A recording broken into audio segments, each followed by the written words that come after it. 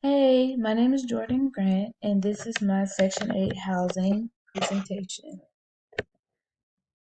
So I'm just going to give an overview of what Section 8 housing is. It's a program that allows private landlords to rent apartments and homes at a price for low-income occupants. The National Housing Authority states that public housing is limited to low-income individuals and housing. So this is very beneficial for many people who are struggling or don't make enough, or they're right at the poverty rate. Section 8 housing is a good um, kind of incentive for people to get on their feet. While Section 8 has good qualities, it also has a few downfalls. Policy program evaluation. This policy encourages families to escape the harsh realities of poverty and motivates them to work or find better work. Um, with Section 8, they have vouchers, and there's roughly 2 million individuals that are benefited from these vouchers. And these vouchers allow them to find safe, affordable housing, um, kind of anywhere that the program allows them to be. So here are some pros of Section 8 housing. I would like to say the primary goal is safe and affordable housing or living. Unintentional outcomes, which are good. These are good and unintentional outcomes. Reduce crime and substance abuse, job opportunities, better educational opportunities, and improved health. While there are some unintentional outcomes that are positive, there are also some unintentional consequences, and we're going to get into that. With any program, unintentional consequences are non-exempt. A major unintentional consequence of Section 8 is discrimination. The Federal Housing Assistance or Association, which is traced back to the Great Depression in the 1930s, they gave out benefits or programs for low-income housing individuals, but it moved them into projects. These areas were under construction.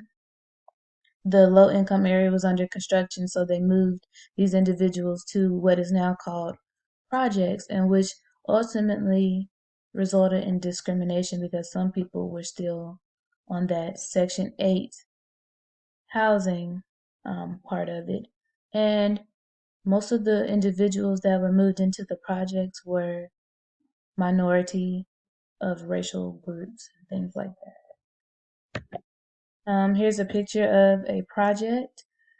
This is where some of the individuals that participated in the program were moved to, while the other locations were under um, reconstruction. So this is what the segregated part of it looks like. The minorities were in the project. So policy towards advancement. So this really important court case, Acker versus the U.S. Department of Housing and Urban Development and against the Miami-Dade County, created a leadway into a more successful Section 8 program. In 1987, Anne Marie Acker, who was of a minority group, I believe she was African American, and other minority residents filed a lawsuit against the Housing Urban Development and the County of Miami-Dade, which I believe is in Montgomery. They claimed that the agency participated in discrimination and racial segregation. A decree was enforced in 1989 and devoted to desegregate the County of Miami-Dade's neighborhoods and the opportunities they provided. So is Section 8 cost effective? While Section 8 has minor issues, it still is fairly cost effective in my opinion. The vouchers are one essential thing that makes it more cost effective. So the vouchers are essential to the residents' lives in aspects of rent and location. Section 8 voucher serves renters in the same fashion as mortgage protection insurance. This protection pays the mortgage in case of a disability or death of the primary worker. And this was found in one of my readings on my paper. So I'm going to continue. The Public Housing Authority, PHA, must provide 75% of its vouchers to applicants whose incomes do not exceed 30% of the area median income. So this is helpful and essential in the economic stance. The reduction of rent is equal to the vouchers. So here I have pictures of qualifications, 4 qualifications to receive Section 8 housing. So the first one would be family status. So how well off is the family? Income level, the money you're bringing in. Citizenship, are you a U.S. citizen or not? And eviction history, have you ever been evicted? So these are four examples or four implementations that will help you gain Section 8 housing. Current proposals for policy reform. So policy proposals are permanent records that are filed with the original copy of the approved policy.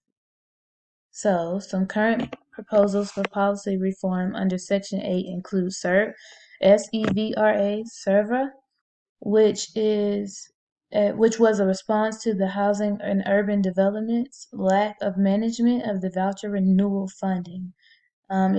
This ultimately resulted in thousands of lost vouchers nationally, which was a big hit to many individuals that depended on these vouchers. A reform initiated by Representative Maxine Waters in 2011, titled Section 8 Voucher Reform Act, was negotiated in the 110th Congress. The program is currently further being evaluated. I'm going to continue. Additionally, the FMR expansion proposal strives to implement and expand access of opportunity to communities with low-income families with children.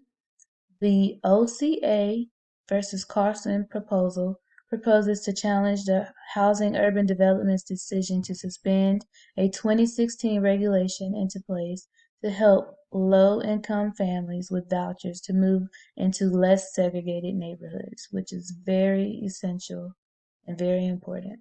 This would help a lot of minorities that are living in Section 8 housing. Also, PRAC is currently working with the National Housing Law Project to implement this proposal in desired areas. This is the end of my presentation on Section 8 housing. If you have any questions, comments, leave them for me. And thank you so much for watching. Here are my references. Thank you.